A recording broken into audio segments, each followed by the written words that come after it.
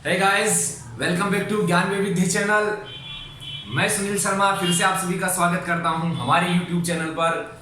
जैसा कि हमने पिछले भाग में पढ़ा, अलंकार हमारे चल रहे हैं, कंटिन्यू चल रहे हैं, साहित्य दर्पण है ना, शास्त्री तृतीय वर्ष, जिसमें हमने 8वां पार्ट भी क्लियर किया था। परिच्छेद 8वां परिच्छेद, 9वां परिच्छेद, 10वां परिच्छेद हमारा चल रहा है, टॉपिक बन चुके हैं, है ना। अभी जो टॉपिक जो हमारा चल रहा है वो भाग है 12 नंबर भाग है। क्लियर है? कौन सा भाग है? पार्ट हमारा 22 है। तो चलो शुरू करते हैं। तो सबसे पहले हम जिस अलंकार की बात कर रहे हैं वो अलंकार कौन सा है? परिकर अलंकार है। देखिए क्या लिखा है, परिकर अलंकार है, समझ लेना क्या लिखा है। ये देखिए परिकर अलंकार, यहां पर लिखा है उक्तै विशेषणै साभिप्रायः परिकरो मतः। क्या लिखा है? उक्तै विशेषणै साभिप्रायः परिकरो मतः। उक्तै विशेषणै साभिप्रायः परिकरो मतः, यानी कि जो कहा गया, जो विशेष अभिप्राय से युक्त विशेषणों से क्या कहेंगे? परिकर अलंकार होता है। उक्तै विशेषणैः साभिप्रायैः परिकरो मतः। उक्तै विशेषणैः साभिप्रायैः परिकरो मतः, यानी कि कहे गए विशेष अभिप्राय से युक्त विशेषणों से परिकर अलंकार जो है वो होता है। कौन सा अलंकार होता है? परिकर अलंकार आता है। कहे गए विशेष अभिप्राय से युक्त विशेषणों से परिकर अलंकार होता है। क्लियर है? अब हम उदाहरण के माध्यम से यहां देखिए और बेहतर समझेंगे। अंगराज सेनापते द्रोणोपहासिन कर्ण रक्षेणम भीमाद दुशासनम। देखना क्या लिखा है। अंगराज सेनापते द्रोणोपहासिन कर्ण रक्षेणम भीमाद दुशासनम। अंगराज सेनापते द्रोणोपहासिन कर्ण रक्षेणम भीमाद दुशासनम। कि भैया हे अंगराज, अंगराज यानी हे अंगराज। फिर देखिए क्या लिखा है, सेनापति, फिर कहा द्रोणोपहासिन, द्रोण का उपहास करने वाले, है ना। फिर कहा कर्ण यानी कि कर्ण, रक्षेणम भीमाद दुशासनम, रक्षेणम भीमाद दुशासनम, कहा कि भाई भीमसेन से दुशासन की रक्षा करो। भीमाद दुशासनम, रक्षेणम भीमाद दुशासनम, भीमसेन से दुशासन की क्या करो? रक्षा करो। ये बात हुई। यानी कि भीमसेन से मारे जाने वाले दुशासन को देख करके कर्ण के प्रति ये अश्वत्थामा की ये उक्ति है। क्या? अंगराज सेनापति द्रोणोपहासिन कर्ण रक्षेणम भीमाद दुशासनम। अंगराज हे अंगराज, सेनापति द्रोणोपहासिन, द्रोण का उपहास करने वाले, कर्ण रक्षेणम भीमाद दुशासनम, भीमसेन से दुशासन की क्या करो? रक्षा करो। तो ये किसकी उक्ति है? ये उक्ति भीमसेन से मारे जाने वाले दुशासन को देख करके किसकी उक्ति है? अश्वत्थामा की उक्ति है। अश्वत्थामा की उक्ति है। अश्वत्थामा को जानते ही हो आप सब, है ना। अंगराज सेनापति द्रोणोपहासिन कर्ण रक्षेणम भीमाद दुशासनम। क्लियर है? तो यहां देखिए, यहां हमने पढ़ा अंग। ये अंग क्या है? ये अंग देश विशेष है। अंग क्या है? देश विशेष है। अंग क्या है? देश विशेष है। इसलिए अंगराज कहने से दूसरे की रक्षा करने के लिए, अंगराज यानी अंगराज का मतलब हो गया एक देश विशेष से, अंग देश से हो गया। इसका मतलब हो गया हे अंग देश के निवासी अंगराज, है ना, अंग देश से। तो अंग क्या है? देश विशेष है। तो अंग देश विशेष है यानी अंगराज कहने से है दूसरे के रक्षा के लिए, दूसरे के रक्षा के लिए उसके अधिनायक की जो अधिनायकत्व की क्या होती है, यहाँ पर प्रतीति हो रही है। फिर कहा सेनापति, कहा तो सेनापति, कहा तो सेनापति कहने से राजा के भाई यानी दुशासन की रक्षा आवश्यक प्रतीत होती है। दुशासन की रक्षा आवश्यक प्रतीत होती है। क्लियर है? फिर कहा द्रोणोपहासिन, कहा द्रोण के उपहास करने वाले, द्रोणोपहासिन, कहा तो यहां द्रोणोपहासिन कहने से मतलब क्या है कि कर्ण के शौर्य का जो मद है वो हमें यहां पर प्रतीत होता है। क्लियर है? शौर्य का मद यहां पर प्रतीत होता है। आगे ही बात समझ में। रक्षेणम भीमाद दुशासनम, अर्थात भीमसेन से दुशासन की रक्षा करो। ये बात हुई। तो हे अंगराज सेनापते द्रोणोपहासिन कर्ण रक्षेणम भीमाद दुशासनम। क्लियर है? हो गया क्लियर? तो आगे देखिए क्या लिखा है, ये देखिए क्या लिखा है, शब्दैहि स्वभावादेकार्थे, शब्दैहि स्वभावादे एकार्थे श्लेषो अनेकार्थवाचनम। शब्दैहि स्वभावादेक एक शब्दैहि स्वभावाद एकार्थे श्लेषो अनेकार्थवाचनम। शब्दैहि स्वभावाद एकार्थे श्लेषो अनेकार्थवाचनम, यानी कि शब्द ही स्वभावाद एकार्थी अनेका श्लेषो अनेकार्थ वाचनम। कि भाई स्वभाव से, समझना बात को, स्वभाव से एकार्थक शब्दों से अनेक अर्थों का वाचन अथवा यूं कहें अभिधा वृत्ति से प्रतिपादन करने को क्या कहते हैं? श्लेष कहते हैं। क्या कहते हैं? श्लेष कहते हैं। तो स्वभावात एकार्थे, स्वभावात एकार्थे कहा तो स्वभावात एकार्थे कहने से शब्द श्लेष की आवृत्ति होती है। किसकी आवृत्ति होती है? शब्द श्लेष की आवृत्ति होती है। क्लियर है? तो वाचन कहने से क्या होता है? अगर वाचन कहा तो वाचन कहने से क्या है? तो यानी कि स्वभाव एकार्थ कहने से तो शब्द श्लेष की भी आवृत्ति होती है और वाचन कहने से श्लेष ध्वनि की आवृत्ति होती है। वाचन कहने से क्या होगा? श्लेष ध्वनि की आवृत्ति होती है। क्लियर है? अब हम इस उदाहरण के माध्यम से समझेंगे। देखिए क्या लिखा है, प्रवर्तयन् क्रियासाद्भिर्मालिन्यं हरिताहरन्। देखिए क्या लिखा है, प्रवर्तयन् क्रियासाद्भिर्मालिन्यं हरिताहरन् महसा भूयशादित्यो विराजति विभाकरः। प्रवर्तयन् क्रियासाद्भिः मालिन्ये हरितामहरन् महसा भूयशादित्यो विराजति विभाकरः। विराजति विभाकरः। प्रवर्तयन् क्रियासाद्भिर् मालिन्यं हरितामहरं महसा भूयशादित्यो विराजति विभाकरः। विराजति विभाकरः। क्लियर है ना? समझ में आ रहा है ना? धीरे धीरे। तो प्रवर्तयन् क्रियासाद्भिर् मालिन्यं हरितामहरन् महसा भूयशादित्यो विराजति विभाकरः। विराजति विभाकरः कि उत्तम क्रिया, प्रवर्तयन् क्रिया यानी उत्तम क्रिया। उत्तम क्रिया जैसे वापी है, जैसे कुआं है, वापी, कूप और तड़ाग इत्यादि क्या है? इनके निर्माणों को प्रवृत्त कराते हुए अनेक उपायों से सब दिशाओं में रहने वाली प्रजा के दैन्य को, प्रजाओं के जो दैन्य हैं उन दैन्य को हटाते हुए उत्सव से प्रकाशित विभाकर नाम के कोई राजा जो हैं वो क्या हो रहे? विभाकर नाम के कोई राजा है वो क्या हो रहे हैं? सुशोभित हो रहे हैं। क्लियर है? अब लिखा सहसा महसा भूयशादित्यो विराजति विभाकरः है। ऐसे कोई विभाकर नाम के जो राजा हैं वो क्या हो रहे हैं? सुशोभित हो रहे हैं, है ना? शोभित हो रहे हैं। क्लियर है? अर्थात हम इसको अब सूर्य पक्ष में लें तो सूर्य पक्ष में लेने से हितकारक यानी संध्या वंदन आदि कर्मों को प्रवृत्त करते हुए दिशाओं की अंधकार रूपता जो मलिन है उस मलिनता को हटाते हुए सूर्य है वो प्रचुर तेज से क्या हो रहे हैं? शोभित हो रहे हैं। प्रचुर तेज से, है ना? उस कांति से, उस चमक से क्या हो रहे हैं? शोभित हो रहे हैं। क्लियर है? आगे देखिए, अब हम बात करेंगे अप्रस्तुत प्रशंसा की बात करेंगे। देखिए क्या लिखा है, समझ लेना। ये हमारा है अप्रस्तुत प्रशंसा। ये 5 है ना, ध्यान रखना 5 ये आगे लिखा है। देखिए क्या लिखा है, क्वचित विशेष सामान्यात् सामान्यं वा विशेषतः। समझना बात को, एक एक चीज को समझना ध्यान से, है ना? क्या लिखा है, क्वचित विशेष सामान्यात् सामान्यं वा विशेषतः कार्यां निमित्तं कार्यं च हेतोरत् समात् समम् अप्रस्तुतात् प्रस्तुतं चेत् गम्यते पंचधा ततः। क्लियर है ना? अप्रस्तुत प्रशंसा स्याद, है ना? अप्रस्तुत प्रशंसा स्याद।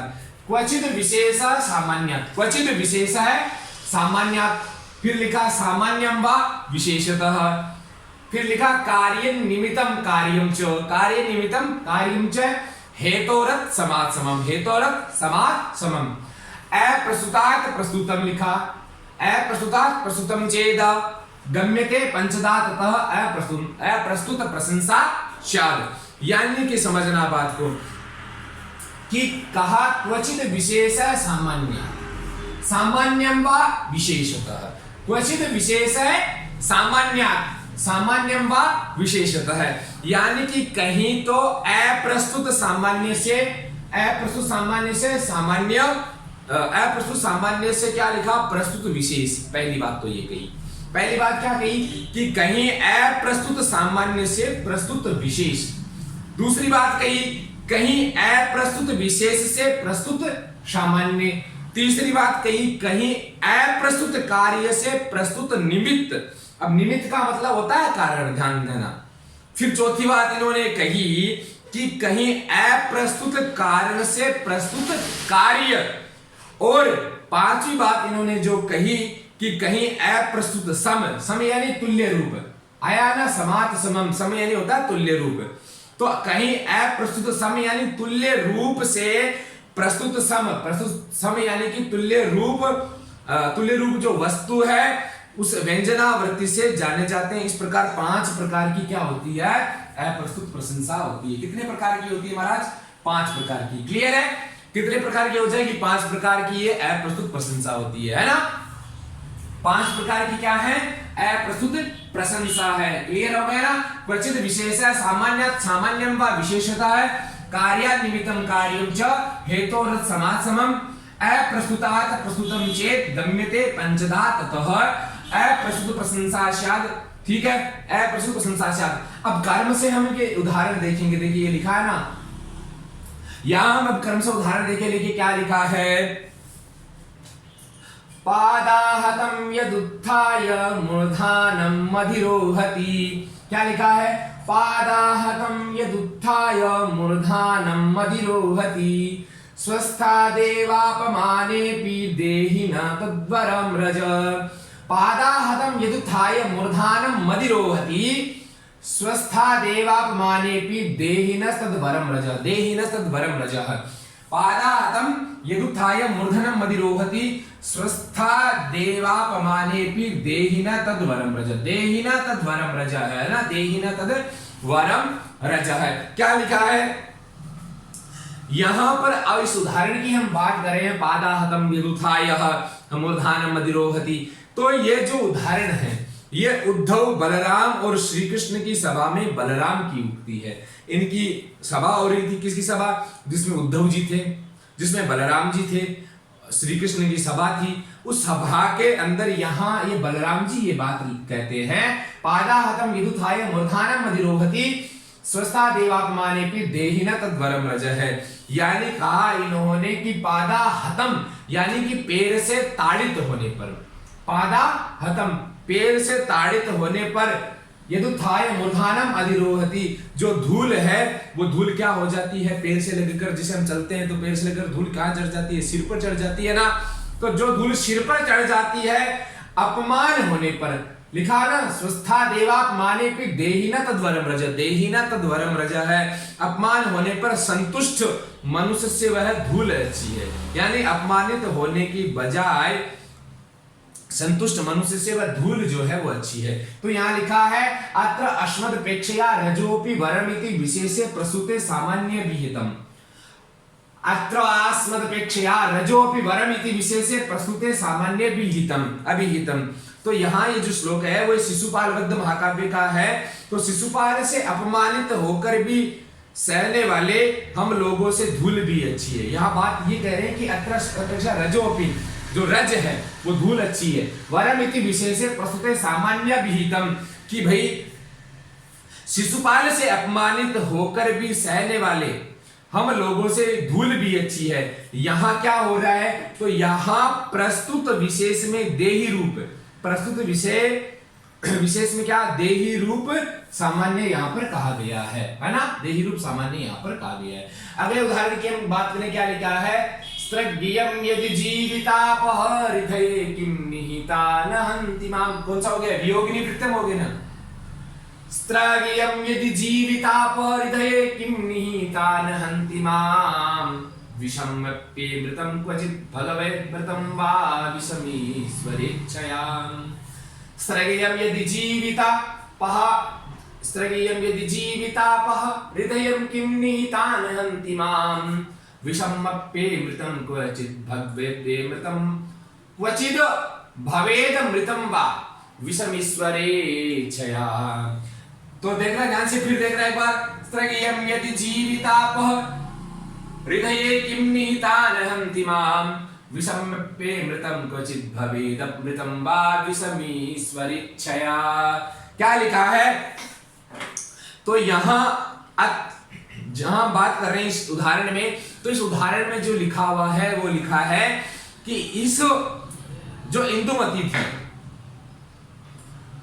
तो ये रघुवंश का जो रघुवंश महाकाव्य हम सबने पढ़ा है, उस रघुवंश महाकाव्य का जो 8वां सर्ग है, उस 8वां सर्ग का यह श्लोक है।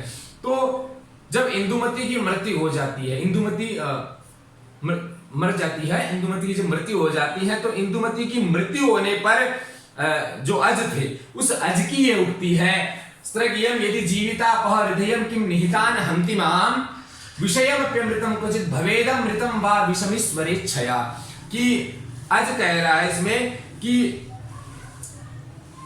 वह माला जीवन को नष्ट करने वाली है। वह माला क्या है? जीवन को नष्ट करने वाली है। तो मेरे हृदय पर रखी जाती हुई मुझे क्यों नहीं मार देती? आज कह रहा है कि वह माला जो है, ये माला है जीवन को नष्ट करने वाली है। जीवन को क्या करने वाली है? नष्ट करने वाली है। तो मेरे हृदय पर रखी जाती हुई मुझे क्यों नहीं मार देती है? तो ईश्वर की इच्छा से कहीं विष भी अमृत हो जाता है। लिखा है ना, विषमप्येतं क्वचित् भवेद अमृतं वा विषमीश्वरेच्छया। ईश्वर की यदि इच्छा हो, उस परमात्मा की यदि कृपा हो, है ना, तो विष भी क्या हो जाता है? अमृत हो जाता है। विष भी क्या हो जाता है? अमृत हो जाता है ना। यदि किसकी कृपा हो? यदि ईश्वर की इच्छा हो। ईश्वर चाहे तो विष को भी क्या कर सकता है? अमृत बना सकता है। ऐसी कृपा कौन कर सकता है? केवल भगवान ही कर सकते हैं। ऐसी अद्भुत शक्ति किसमें है? केवल परमात्मा में ही है, जो विष को भी क्या कर सकते हैं? अमृत बना सकते हैं। तो विषमीश्वरेच्छया, उस विष को भी क्या कर दें? अमृत बना दे। ऐसे भगवान में इतनी शक्ति है। अथवा फिर कहा, अथवा अमृत भी विष हो जाता है। अमृत भी क्या हो जाता है? विष का हो जाता है। एक बात तो इन्होंने कही कि विषमप्येऽमृतं क्वचित् भवेद अमृतं वा विषमीश्वरेच्छया। यदि ईश्वर चाहे तो वो विष को भी क्या कर सकते हैं? अमृत कर सकते हैं। और अगर वो ईश्वर चाहे तो अमृत को भी क्या कर सकते हैं? विष कर सकते हैं। ये सब ईश्वर की इच्छा है, ईश्वर की लीला है। वो कुछ भी कर सकते हैं, है ना, परमात्मा है।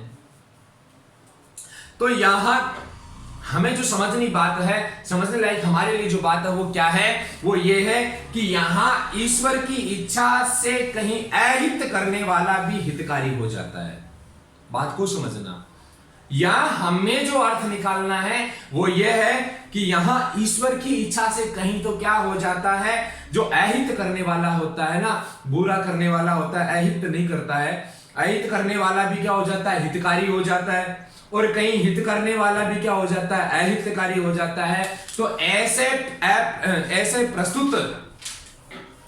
प्रस्तुत सामान्य विष का अमृत होना और अमृत का विष होना, ऐसा अप्रस्तुत विशेष कहा गया।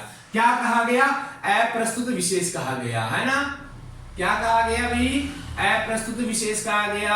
आ गया समझ में? क्लियर है? आगे देखिए क्या लिखा है। अगला उदाहरण हम देख रहे हैं। देखिए क्या लिखा है। इंदुर्लिप्त इवांजनेन, शार्दुल विक्रीडितम छंद है। इंदुर्लिप्त इवांजनेन जडिता दृष्टि मृगीणाम इव। इंदुर्लिप्त इवांजनेन जडिता दृष्टि मृगीणाम इव प्रम्लानारुणिमेव विद्रुमदलं श्यामेव हेमप्रभाम् कार्कश्यं कलया च कोकिलावध कंठे स्विव प्रस्तुतं शीताया पुरतश्च हन्त शिखिनां बृहासगर्हा इव।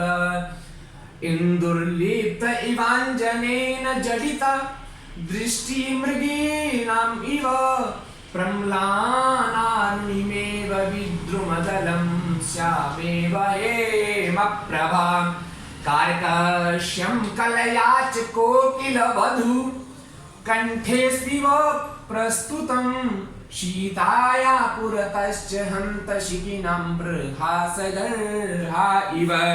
कि भैया सीता के आगे क्या है? चंद्रमा। सीता के आगे चंद्रमा कज्जल से लिप्त के समान प्रतीत होता है। यहां लिखा है कि सीता के आगे, सीताया पुरतश्च, सीता के आगे, सीता के आगे चंद्रमा क्या है? जो काजल होता है, कज्जल होता है ना, कज्जल क्या है? लिप्त के, कज्जल लिप्त के समान प्रतीत होता है। और जो मृगियां होती हैं, उन मृगियों के नेत्र क्या है? स्तब्ध से लगते हैं, आश्चर्यचकित से लगते हैं, स्तब्ध से लगते हैं ना, स्तब्ध से लगते हैं। तो विद्रु मतलब अर्थात मूंगे के खंड की जो लालिमा है वो कैसी होती है? मलिन सी प्रतीत होती है। और सुवर्ण की कांति भी क्या होती है? काली सी लगती है। सुवर्ण की जो कांति है वो भी क्या लगती है? काली सी लगती है। मादा कोयलों के कंठों में कठोरता का लेश प्रतीत होता है। और मोरों के पंख भी क्या है? निंदित लगते हैं। मोरों के पंख भी निंदित लगते हैं। ये इसका भावार्थ था। अब हमें समझने लायक कि जो बात है वो क्या है, समझना बात को। इन्होंने लिखा कि यहां क्या है? संभावना के विषय भूत चंद्र आदि में क्या है? प्राप्त काजल इत्यादि क्या है? लिप्तत्व आदि क्या है? अप्रस्तुत कार्यों से सीता जी के मुख आदि में स्थित सौंदर्य जो विशेष रूप है वो क्या है? प्रस्तुत कारण प्रतीत होता है, प्रस्तुत कारण प्रतीत होता है। क्लियर है? अगला उदाहरण देखिए क्या लिखा है, उस हम पढ़ते हैं। गच्छामीति, ये भी शार्दूल विक्रीडितम छंद है। गच्छामीति मयोक्तया मृगदृशां निश्वास समुद्रैकिणं त्यक्त्वा त्रियगवेक्षे बाष्पफलुषै, त्यक्त्वा त्रियगवेक्षे बाष्पकलुषेण केनं मां चक्षुषा अद्य प्रेममदर्पितं प्रियसखी वृन्दे त्वया वध्यता मित्थं स्नेहविवर्धितो मृगशिशुं सोत्प्रासमाभाषित। गच्छामीति मयोक्तया मृगदृशा निश्वास समुद्रे किणं त्यक्त्वा त्रियदवेक्ष बाष्प कलुषेण मां चक्षुषा त्यक्त्वा त्रियदवेक्ष बाष्प कलुषेणैकेन मां चक्षुषा अद्य प्रेममदर्पितं प्रियसखी वृन्दे त्वया वध्यता मित्तं स्नेह विवर्धितो मृगशिशु स्वप्रासमाभाषित। क्लियर है? ये आज की क्लास का हमारा ये लास्ट उदाहरण है कि गच्छाम इति यानी मैं जाता हूं, ऐसा कहने पर मृगनयना, मृगनयना का मतलब यहाँ मेरी प्रिया से, यहाँ मेरी प्रिया नहीं, जो ग्रंथकार है, जो कवि है, उनकी बात हो रही है ना। तो यहाँ क्या है? अप्रस्तुत कारणात प्रस्तुत कार्य प्रतीति व प्रस्तुत प्रशंसा का उदाहरण यहाँ पर दिया हो गया कि गच्छामीति मयोक्तया मृगदृशा निश्वास समुद्रैकिणं, कि मैं जाता हूँ, गच्छामीति मैं जाता हूँ, ऐसा मेरे कहने पर मृगनयना, मृगनयना यानी मेरी प्रिया ने लंबा निश्वास छोड़ करके अश्रुपूर्ण जो नेत्र हैं उस नेत्र से मुझे तिरछा देख करके स्नेह से बढ़ाए गए मृग शावक को मुझ में स्थित प्रेम तुम आज से मेरी प्रिय सखियों में रख लो, ऐसा मंद हास्य पूर्वक कहा। ऐसा मंद यानी थोड़ा सा हंस के मंद हास्य पूर्वक ऐसी बात कही। तो यहां इस श्लोक में क्या है? किसी पुरुष ने अपने मित्र के तुम क्यों प्रस्थान निवृत्त हुए हो ऐसा पूछने पर अपने आगमन रूप जो प्रस्तुत कार्य, उस प्रस्तुत कार्य में अद्य प्रेम इत्यादि में कहे गए अद्य प्रेम मदर्पितम प्रिय सखी वृंदे त्वया वध्यता मित्थम स्नेह विवर्धितो मृगशिशु श्रोत्राशमाभाषितः, ऐसा इत्यादि जो है इसमें कहे गए प्रिया के मरण सूचक वाक्य रूप अप्रस्तुत कारण बताया गया है, अप्रस्तुत कारण बताया गया है। क्लियर है? अब हम बात करें, एक छोटी सी बात आपको एक बता दूं, तुल्य वस्तु प्रस्तुत होने पर अप्रस्तुत तुल्य वस्तु के अभिधान से कितने भेद हो जाते हैं? 2 भेद हो जाते हैं। 2 भेद कौन कौन से हो जाते हैं? एक हो जाता है श्लेष मूलक और एक हो जाएगा श्लेष मूलक, एक हो जाएगा सादृश्य मूलक। श्लेष मूलक और सादृश्य मूलक। क्लियर है ना? फिर कहा श्लेष मूलक भी समासोक्ति समान विशेषण मात्र से श्लेष में और श्लेष समान विशेषण और विशेष से भी श्लेष में होती है। इस प्रकार इसके भी कितने भेद हो जाएंगे, 2 भेद हो जाएंगे, है ना। तो आज की जो हमारी क्लास है वो हम यही समाप्त करते हैं। मिलते हैं अगले विषय पर, अगले टॉपिक पर। तब तक के लिए धन्यवाद। जय श्री बालाजी की।